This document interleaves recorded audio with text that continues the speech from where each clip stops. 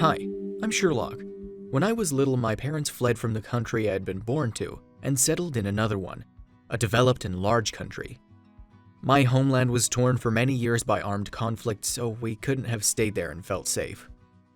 My parents are very traditional and conservative people, and I was raised with similar values.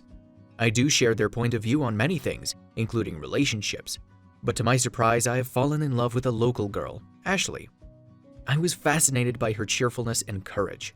I could easily talk to her about everything, even the topics I couldn't discuss with other people. When my parents got to know about Ashley and me, they were furious.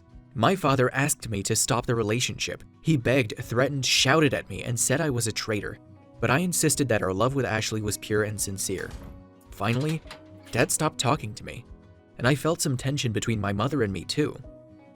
My girlfriend had no idea about what was going on. She loved me and wanted to meet my parents.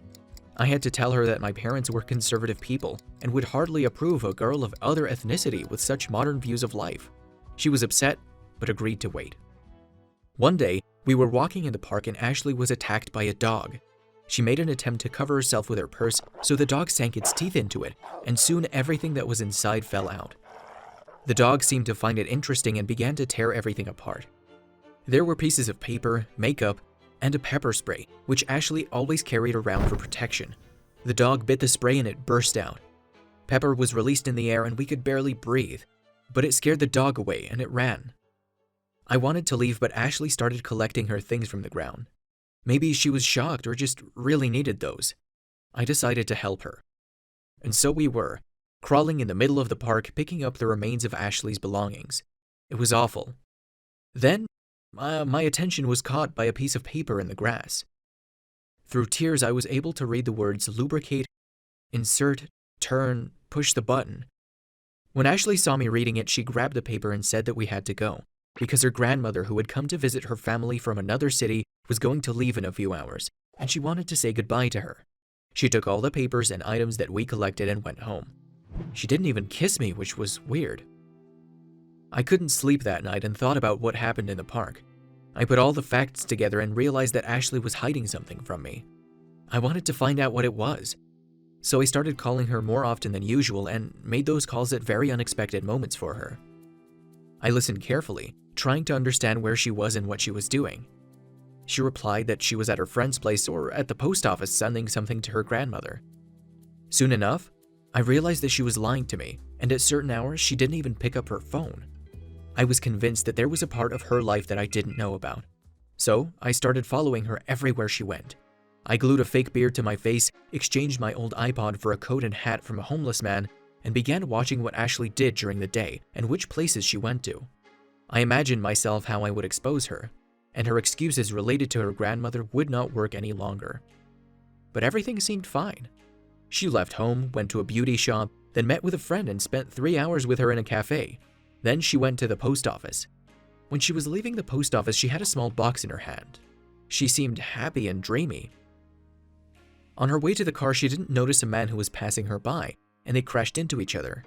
Her box fell down and a few items rolled out. She collected her things and moved further. I was across the street at the moment and couldn't approach quickly to the scene of the incident because of the traffic. When I finally got there, Ashley had already gone, but I noticed something unusual in the grass. I came closer and saw an elongated object with a rounded end, and it looked pretty much like a thing used by girls in adult movies. I understood that it was time for us to talk. She had to choose it or me. I put the object into a plastic bag and went to Ashley's house. I wanted to show up unexpectedly and make her tell me the truth. In the evening, when she was approaching her place, I suddenly walked around the corner to meet her and took the bag out of my pocket. Ashley screamed and told me to stay away, then she kicked me in the groin. "Ashley!" I gave a muffled scream. "Sherlock, is that you?" she asked in surprise. I realized that I was still wearing that ridiculous beard, dirty coat, and hat. I guess I looked very suspicious. It took me an effort to stand up. I gave her the bag and said, "Now I know who you've been cheating with."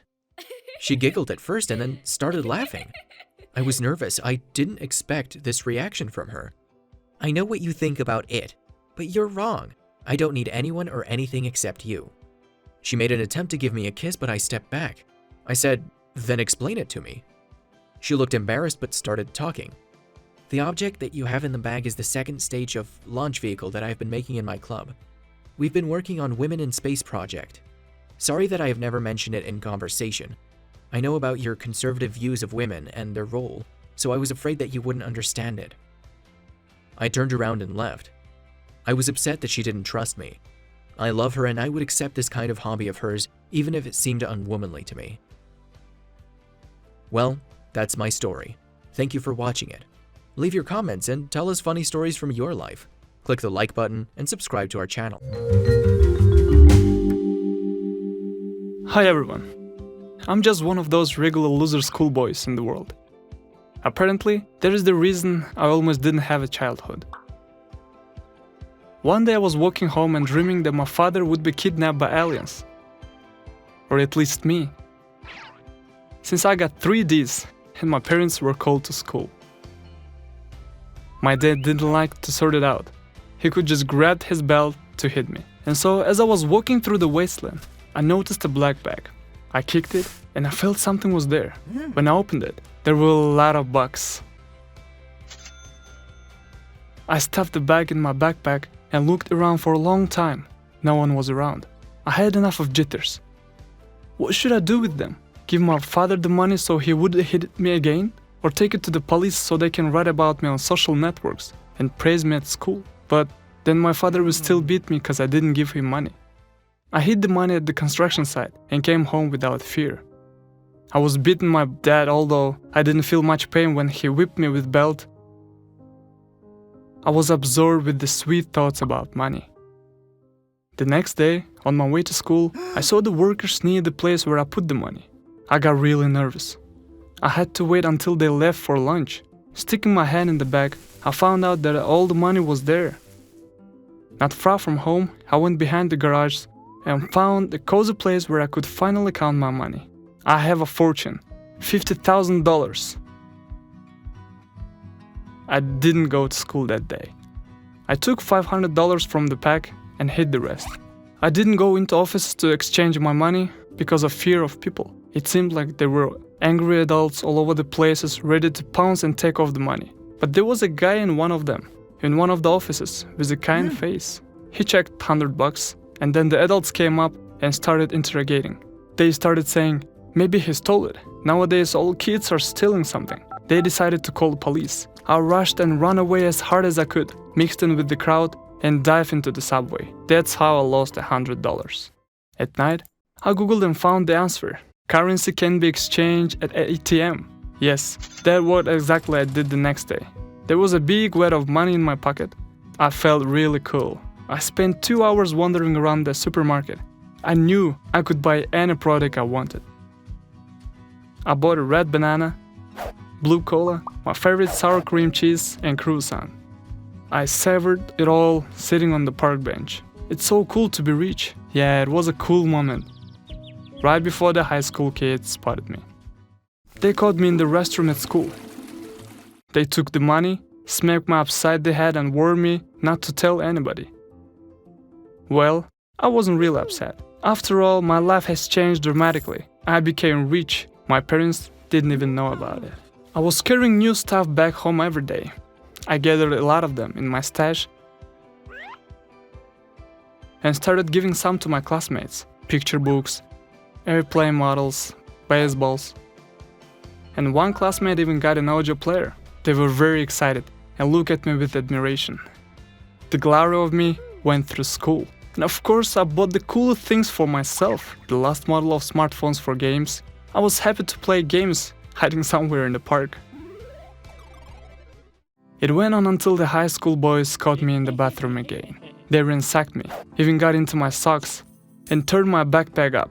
Eventually, they found a lot of money, my smartphone, and a lot of other stuff. They were very surprised at my wealth, that they kept asking me where it all came from, threatening to call the police. I kept my mouth shut. The greediest one had already shared my money, but the eldest of them, and apparently the kindest, took it and politely returned it to me. He patted on me on the shoulder as a friend and told me not to show my money and be humble. He added if anybody hurt me, they would stand up for me. For the cool guy in the school, and they left. I realized that the money does wonders. It brings respect even by the worst bullies. So my life is back on the track. I got respected by high school monsters who now say hello and clap on my shoulder as a friends. The whole school was already surprised that I had such cool friends. And I was thinking maybe I could give these guys gifts. For example, I will buy them very cool baseball caps with a picture of Kanye West or a gadget watch. No, I would rather buy them a great notebook with a pen, because they have exams soon. On the way back, I ran into my stash and took another $200 from there. I counted my money, there was still a lot of it, as much as $84,000. At night I didn't sleep well. I had a nightmare, as if our house was flooded and there was water everywhere, and there were crocodiles splashing and laughing. I ran to my money this morning. I ran to my stash. The closer I was to it, the harder my heart was pounding. I'm finally there. I slipped my hand into my stash and I found nothing. What? Everything inside me broke down. Such a shock. I've never experienced like this before.